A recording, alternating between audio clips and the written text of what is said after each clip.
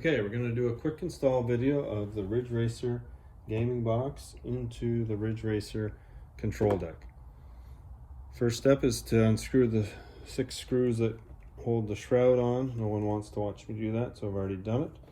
And then you can pry the lid off. If it sticks a little, it could be some glue there, so you just have to pop it a little bit and it will come up. The first thing you want to do is unplug the 2 short cables here. So this cable, which we're not going to be using any longer, comes out. And then this is the pedal cable, which we will be using. And you want to release that. So now the shroud is free and clear. If you want to remove this, there's a screw there. You can remove that completely. We won't actually be using it. If you want to leave it in there, you can as well. It is handy to keep the gas pedal cable in there. Sort of gives a bit of strain relief for you. So the first step is to just simply unplug all these connectors. You don't have to worry about marking them, and it's pretty clear and simple, as you'll soon see. So most of these will come out quite easily. Just grab the sides and rock them just a little, and they will usually come free.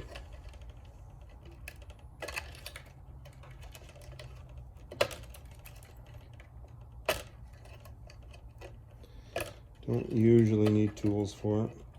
A couple that are a little closer together, a little bit tougher. Done. Just keep the cables tied like they are. Just move them out of the way. There are 3 screws holding the encoder board that comes with the Ridge Racer. Let's remove those 3 screws.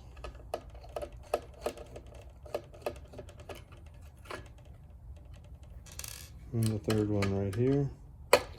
Slightly different on Outrun. Only the top 2 on Outrun. There's your PCB board for Ridge Racer, which you won't need anymore. Before we replace the encoder board, what we're going to do is place our voltage inverter. The best spot for that is just underneath of the encoder board, so we will place that first. So this is the end that's going to plug into the encoder board, so this will be the orientation that we use. We're just simply going to place it right about here.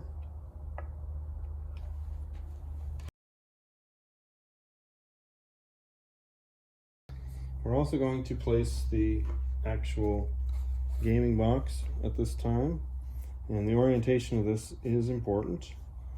So we need to make sure that the ports are facing to the back and the USB and SD card is facing to the left. And again, the placement in Outrun is different, but for Ridge Racer, this is what we want to do. So we will peel the adhesive plastic tape off.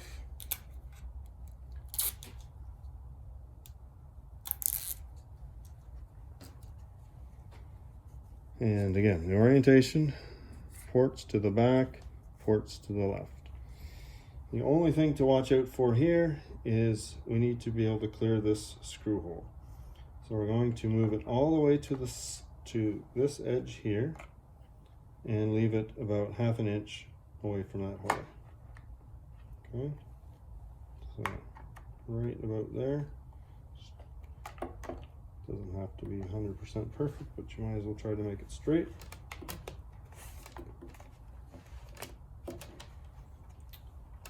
And there we go. So that's in place. This, as you can imagine, is going to put power in here. So that fits well. So let's take our encoder board using the same 3 screws that we had last time, or from the Outrun board. We're going to line those holes up.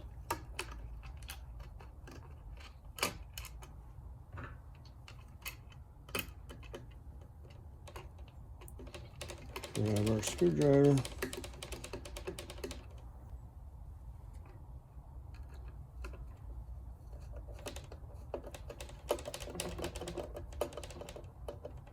Just tighten them snugly. Do not over tighten them. You don't want to crack the board. Third one, will line up.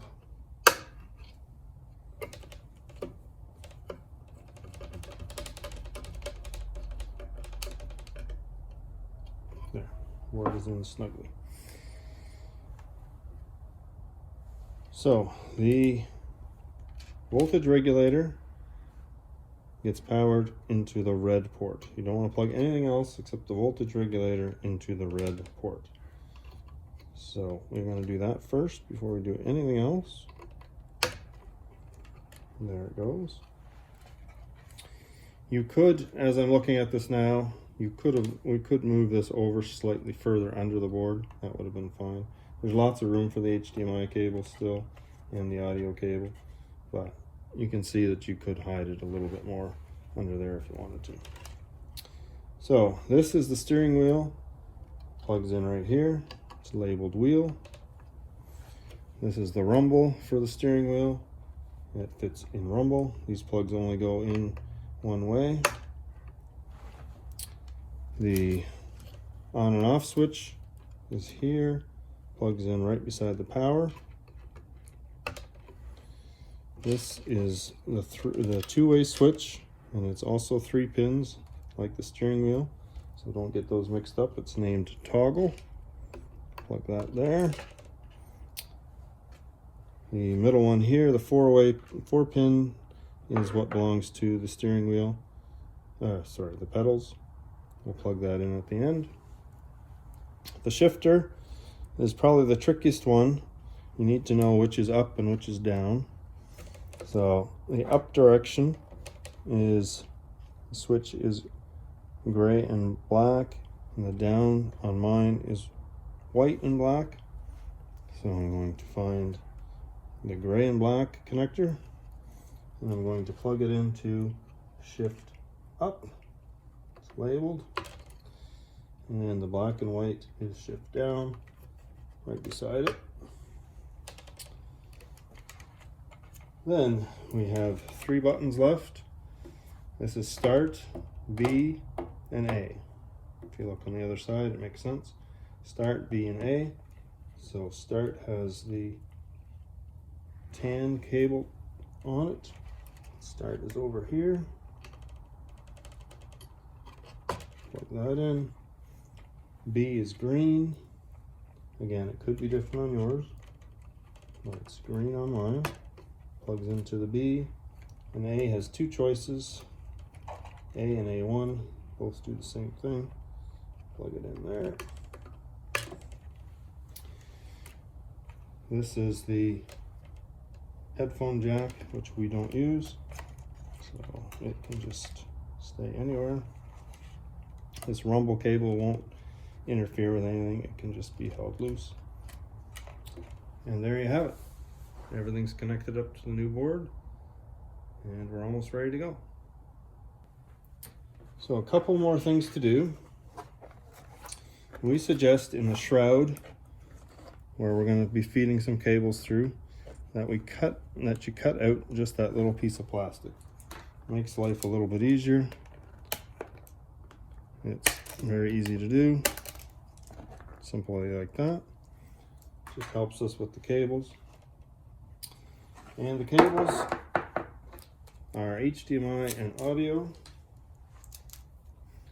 So an HDMI audio cable is supplied. So this is what we're going to do now.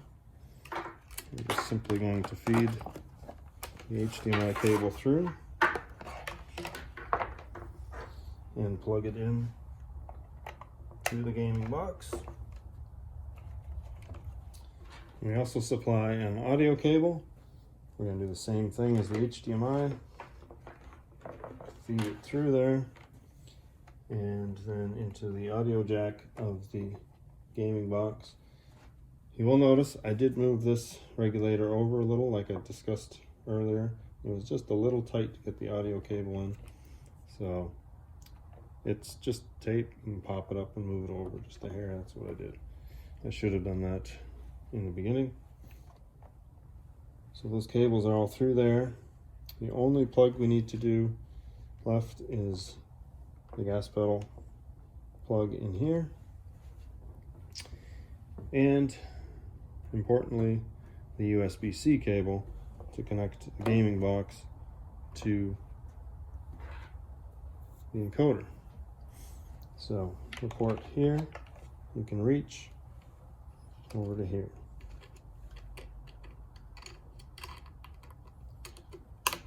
That is how it will be complete. However, before you do this, before you close it all up, we'd encourage you to quickly test the encoder board and all the buttons.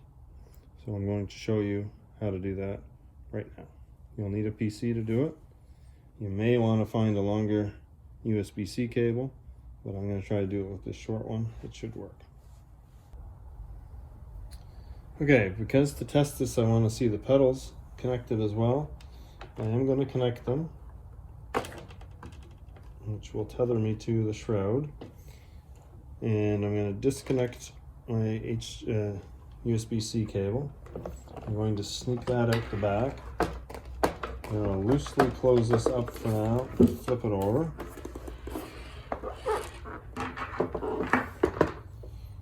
So here's my USB-C cable that I need to connect to the laptop or computer.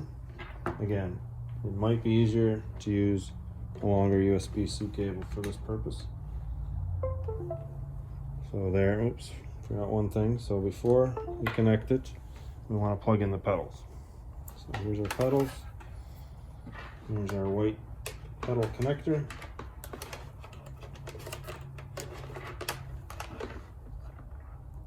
And it simply gets plugged in, just like it does on the stock machine. And now we'll plug in the USB-C. And we're going to go to gamepad-tester.com. And when we are there, we will be able to test all the buttons.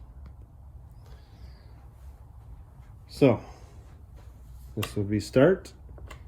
This would be B. That would be A. This would be shift up. This would be shift down.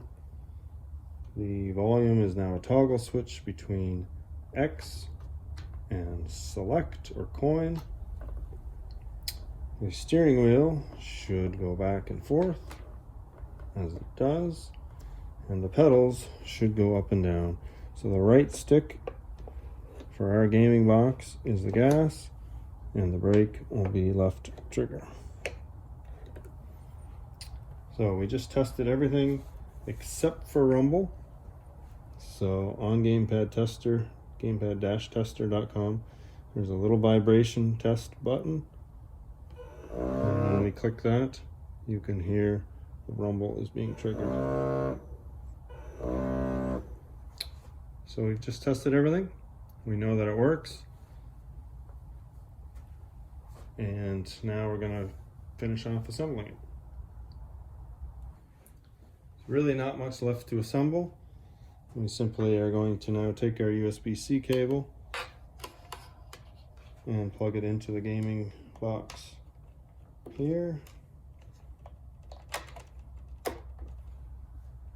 We've got our pedals still connected. And we're going to close the shroud up and fit it properly this time. So take the slack from the audio and HDMI cables. Take that slack out and just simply fit it into place.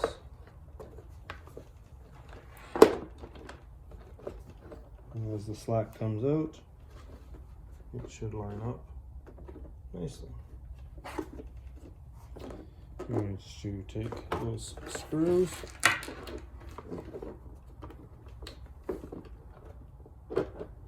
and tighten it back down.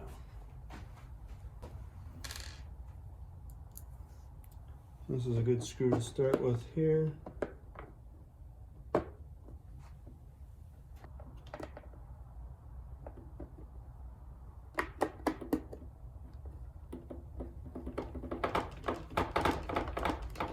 Because it will help line everything up. And then we'll put one in at the top.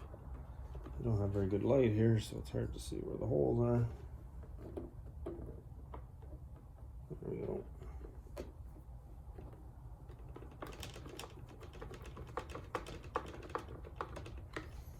And to tighten those two down. That's all I'm going to worry about for now. So again, this black cable doesn't get used. This one's the steering wheel. You can now see that our HDMI and audio is nicely coming out there. And the port is fully exposed for installing the last piece of our puzzle, which is the power harness cable. And it simply will slide into place like